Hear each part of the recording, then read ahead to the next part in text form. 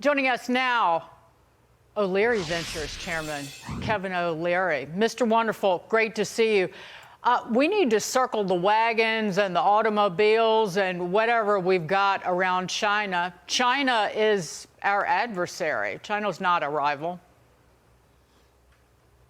Yeah, that's true. You know, the market's already moved on. We're making an assumption that there will be deals with Europe, the rest of the countries. I don't know if it's going to be reciprocal at 10% or zero.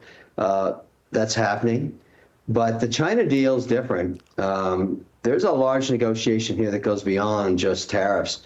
I've been an advocate for 400%. I wish they'd go right to the top, just shut down trade until she comes to the table.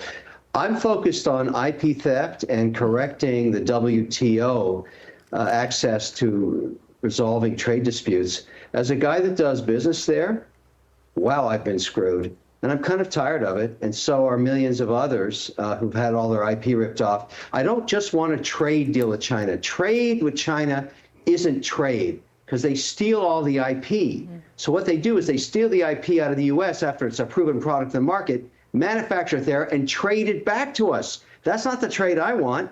So I'm just speaking out for American entrepreneurship and IP across every company that's been ripped off by China. I want that resolved in the deal. So great for everybody else. Love the European thing. Wonderful. All that. That's great. Let's deal with China. Let's get this thing worked out because we're in an economic war with them. No more ripping off the IP. Done with that. Yeah, I agree with you. It's not just about trade. It's also about the fentanyl tariff that the president talks about. It's about what's going on in space, the war that is going on there that we're going to talk about later in the show. There are a lot of other components to do that. So strategically, should the president be cutting deals with the Vietnams and South Koreas and Japans of the world and put the pressure on Japan that way or on China that way? How would you play this out and do it if you were the president?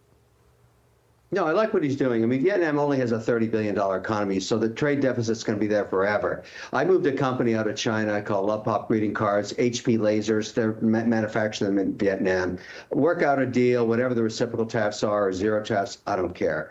But what I want to see happen is say, look, everybody, let's get an economic union with Europe, with Mexico, with Canada. And the Canadian deal, we can get a lot of minerals and energy from there. That would be fantastic. And then go to China and say, look, we got everything we need. You want us, we're the largest economy on earth. If we, you talk about a NAFTA union in North America, say, look, we're 39% of the consumer market worldwide. We're 26.1% of world GDP. We still are the #1 economy.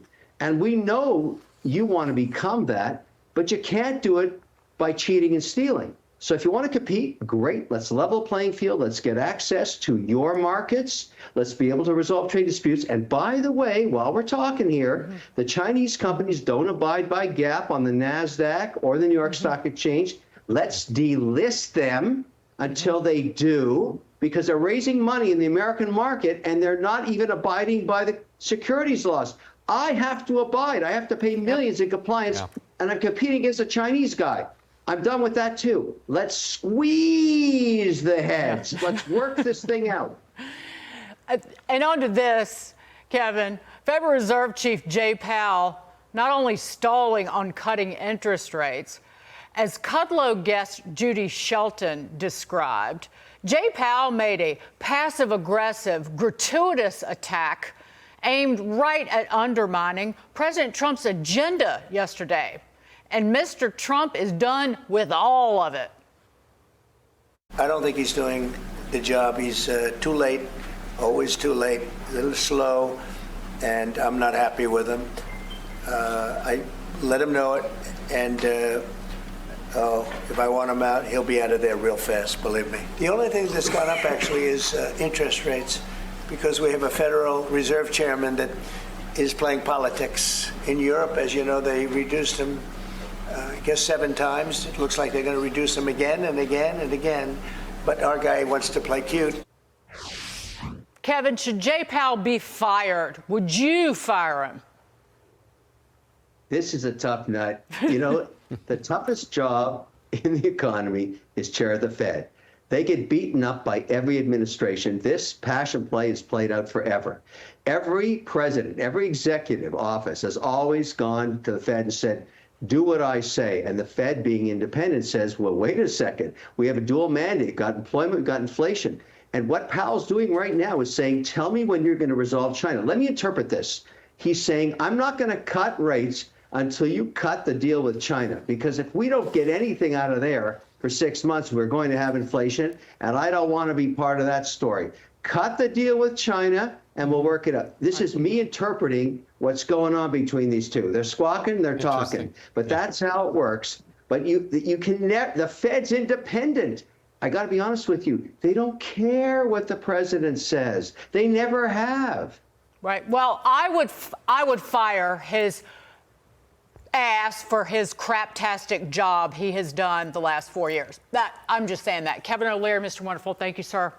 You Awesome know I to see love you and you scare me. I'm glad it'll work for you. I love you.